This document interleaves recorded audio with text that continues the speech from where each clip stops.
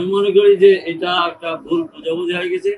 আর দেশের মাটি আমাদের আমাদের মানে মাটির সাথে আমার সম্পৃক্ত।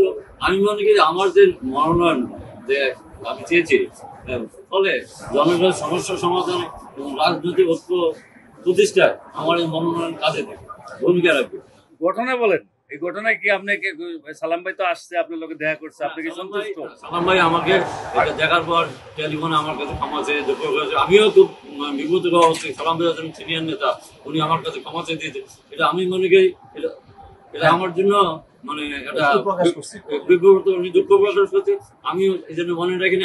আমিও ওনাকে মানে ক্ষমা করে দিয়েছি। কিন্তু এটা ভাইরাল হওয়ার কারণে মানে আমরা পড়ে গেছি বিপদে। মানে আমরা যারা অপোনেন্ট যারা আছে তারা এটাকে বিভিন্নভাবে কাজে লাগাইতেছে। কাজে আমি মনে করি যদি সালাম ভাই আমাদের লোক, কারণ ওনার সম্মান কাজে উনিও একটু যেহেতু ভাইরাল হয়েছে, উনি যদি ভাইরালে একটু বলে তাহলে ওনার সম্মানও থাকবে, আমার সম্মানও থাকবে, দলের সম্মানও থাকবে আমি মনে করি। সালাম ভাই, এই বিষয়ে আপনার আজকে অনুভূতিটা কি? মানে বিষয়ে আসলে বলার কিছু না, আমি দুঃখিত।